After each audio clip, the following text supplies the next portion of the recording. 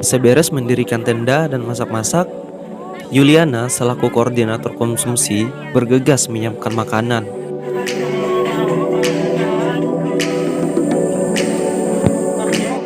Seusai makan, seperti biasa, kopi adalah menu-minuman terfavorit selama berada di gunung, sembari menikmati angin malam khas pegunungan. Wih, mantap, mantap. Oke. Nah, kita ngopi. Mantap, kopi buatan Udin. Luar biasa, asli. Di waktu yang sama, saya mengajak kawan-kawan dari KPA Termapala Adventure selaku pendukung dari ekspedisi kali ini untuk berbincang hangat mengenai Termapala Adventure. Oke, halo teman-teman. Jadi kita udah sampai di puncak Sepacung. Sekarang ketinggian 800 mdpl.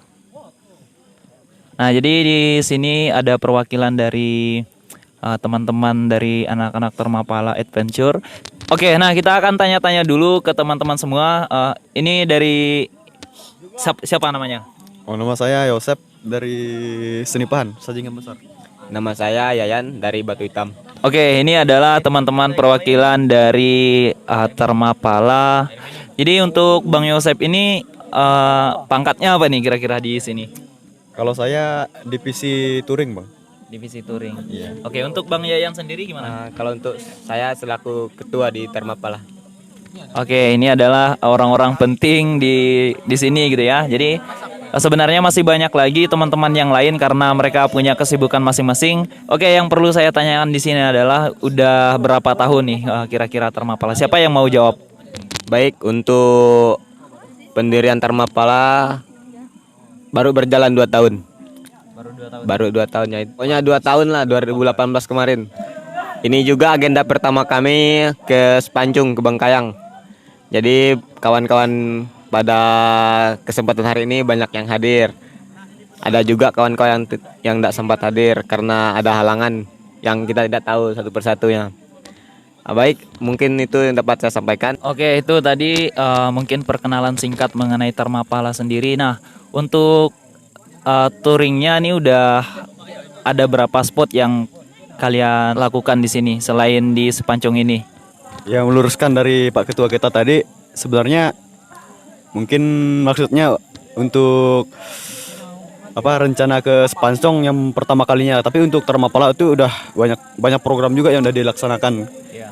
Terkhusus saya sebagai divisi touring, rasanya udah banyak sekali selama 2 tahun ini kami mengadakan kegiatan-kegiatan yang pastinya bukan hanya sekedar camping-camping suka-suka happy-happy, tapi ada pun kegiatan kami biasanya melakukan bakti sosial di lembaga-lembaga pendidikan, di tempat-tempat wisata, terus ada ke tempat kerohanian di aspek religiusnya.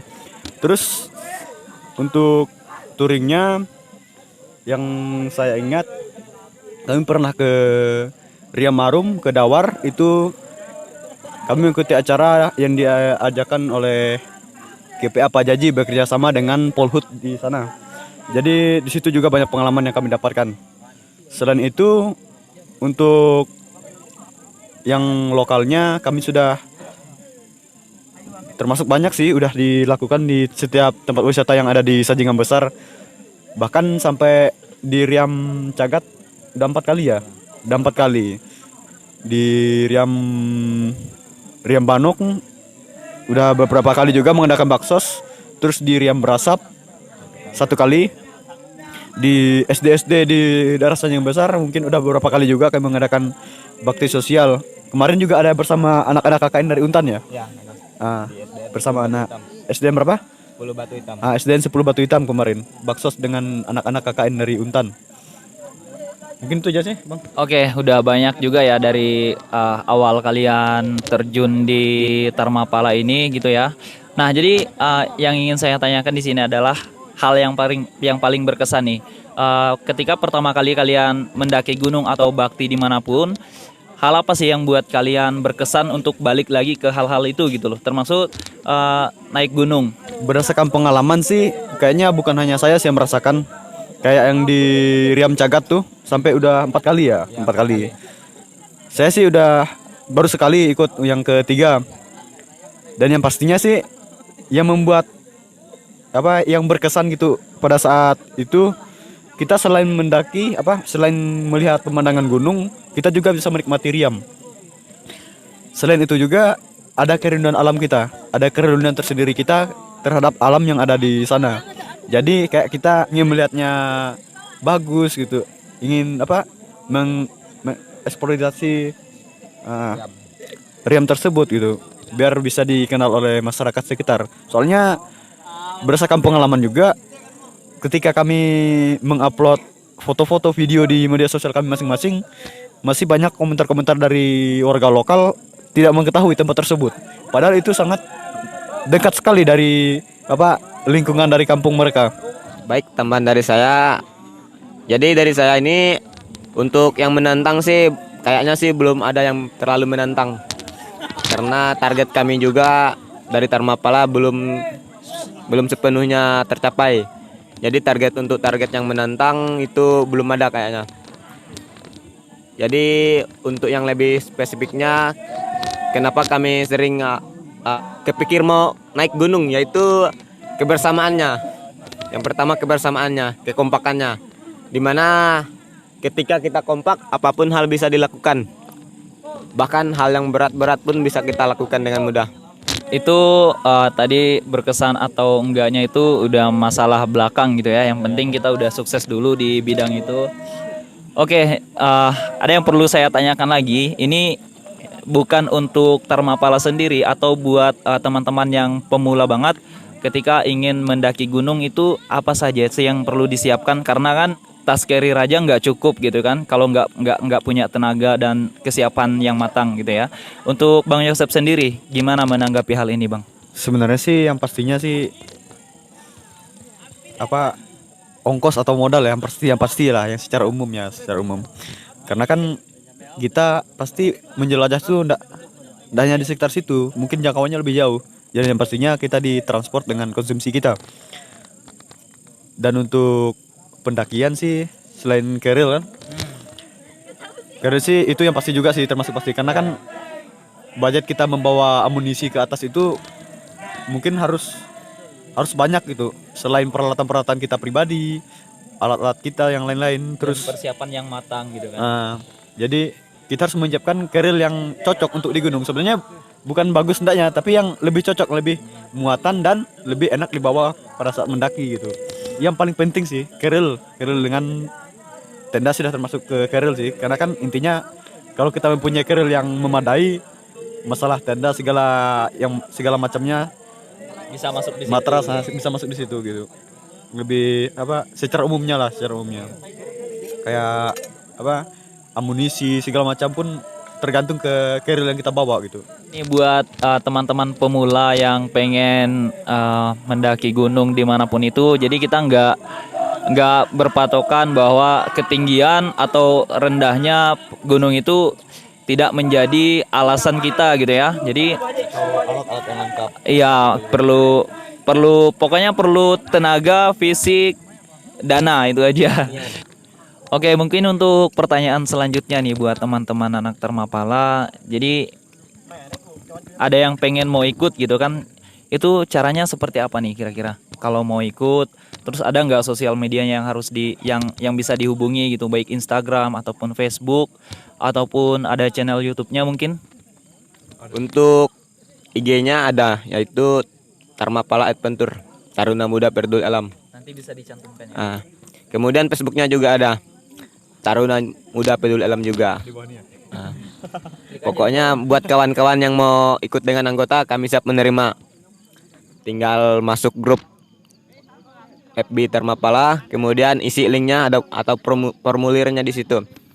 Untuk yang mau ikut nih, kami terima, kami rekrut dari manapun, asalkan mau bergabung atau mau bekerja sama dengan Dharmapala, bisa berkontribusi lah dengan Dharmapala. Jadi itu yang dapat saya sampaikan. Atau Bang Pian mau nambahkan? Boleh. Kemungkinan saya ada ide kan. Untuk syarat tadi ya, syarat ikut ya.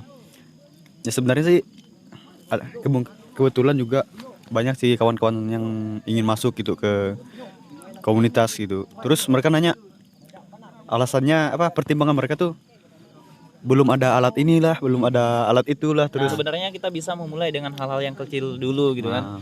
Nanti setelah kita tahu medannya seperti apa, nanti kita bisa siapin di lain hari gitu kan. Oke, lanjut. ya untuk pertimbangan mereka masuk ke komunitas yang yang sering saya dengar lah, kan pas saya menawarkan ke mereka belum ada alat tadi kan yang pertama. Terus ada juga bilang tidak sempat katanya.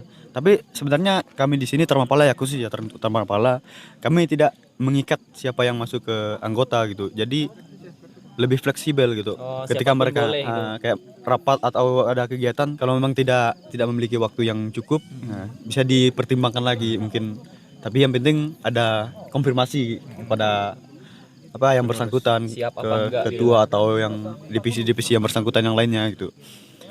Terus juga pikiran mereka tuh, ini kan komunitas KPA ya, komunitas pencinta alam. Sebenarnya tidak ada sangkut pautnya dengan happy camping gitu. Nah, cuma intinya kan kita ngambil katanya cinta alamnya.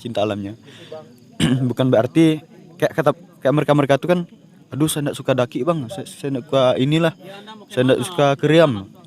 Ya sebenarnya sih itu kan hanya selingan untuk kita apa namanya, menjalin tali silaturahmi antar anggota supaya menjadi lebih kompak lagi gitu. Nah, jadi kan apa, tujuan intinya tuh pencinta alam, cinta alam gitu. Bagaimana kita di organisasi ini bisa menjadi panutan kepada masyarakat lain, bagaimana kita benar-benar mencintai alam tersebut gitu. Ya, nah, jadi buat teman-teman yang melihat video ini, jangan terpaku pada alat, pakai aja alat yang sederhana seadanya, dan nanti itu akan menjadi salah satu referensi kita gitu ya. Semisal di sini aku nggak punya alat-alat apa-apa nih, nah jadi cuman bawa baju, cuman bawa ini dan itu. Nah nanti setelah kita masuk di dunia ini atau di dunia pencinta alam ini, nanti kita akan tahu, oh nanti aku akan siapin ini gitu kan, aku akan siapin itu dan siapin ini. Jadi kita bakal tahu setelah kita memasuki dunia ini gitu kan. Kalau kita belum tahu, otomatis kita menerawang-nerawang gitu kan, nggak tahu. Iya, hanya melihat secara umum, wah seperti ini, jadi aku nggak punya alat. Buat teman-teman yang mikirnya kayak gitu, silahkan dihilangin dulu pikirannya seperti itu, karena di sini untuk KPA sendiri atau pencinta alam dimanapun berada, itu semuanya bukan hanya sekedar hobi gitu ya. Jadi kita akan ketemu sama pecinta alam yang lain, komunitas yang lain. Jadi kita bisa silaturahmi dan kenalan dan banyak-banyak teman, supaya kita juga banyak komunikasi dengan orang-orang luar gitu kan. Nah, oke, mungkin untuk pertanyaan terakhir adalah apa sih harapan kalian tentang Dharmapala ini? Kalian pengennya Dharmapala ini akan berlanjut atau mungkin sampai di sini atau nanti dipikirkan lagi? Dan satu lagi, apa rencana ke depan kalian untuk beberapa tahun ini? Karena kita tahu kan, karena pandemi ini banyak sekali jadwal-jadwal yang di cancel atau segala macamnya karena banyak peraturan ini dan itu, banyak physical distancing juga gitu kan. Jadi ini untuk kelanjutan Dharmapala sendiri bagaimana ini? Oke, baik, terima kasih. Kalau untuk kelanjutan sih, tadi kita berbicara dengan model apa, jenis komunitas ya. Jenis komunitas kan kita pencinta alam, berarti berhubung dengan lingkungan.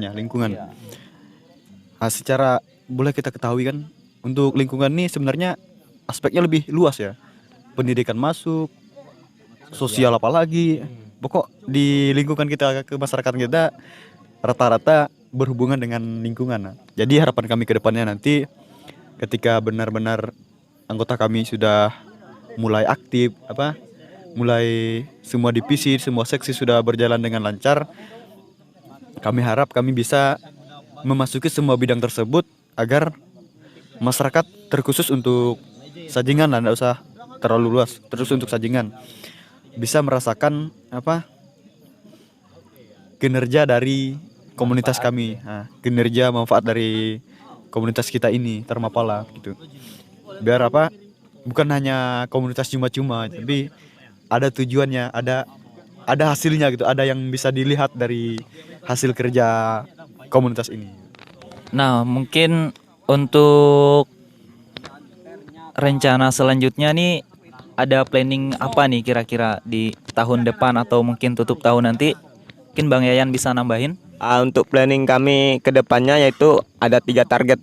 Yang pertama itu untuk yang terdekat lah, yaitu membersihkan areal Gua Maria Santok yang berada di Desa Santaban.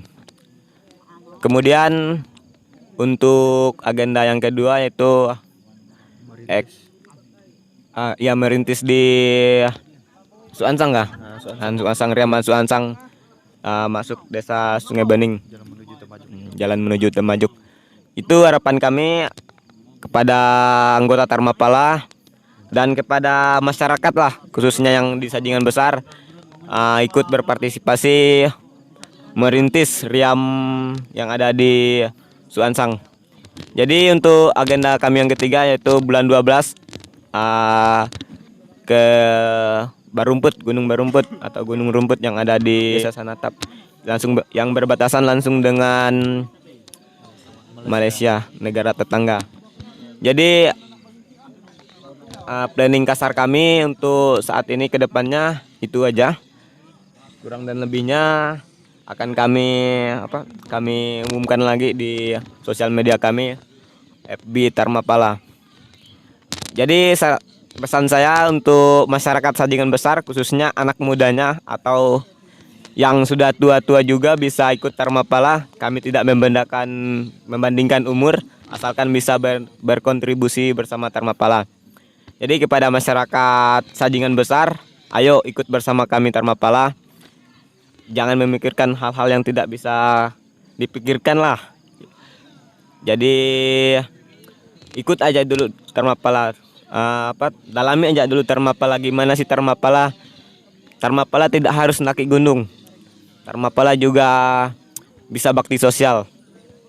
Jadi kepada kawan-kawan yang ada di Kecamatan Sajingan Besar, ayo ikut bersama Tarmapala. Itu yang dapat saya sampaikan. Nah, oke, sedikit banyaknya kita udah mengetahui sisi kerja dan kinerja di Tarmapala ini. Jadi buat teman-teman yang ingin bergabung, nanti saya akan cantumkan Facebook dan Instagram, dan ada channel YouTube-nya juga ya.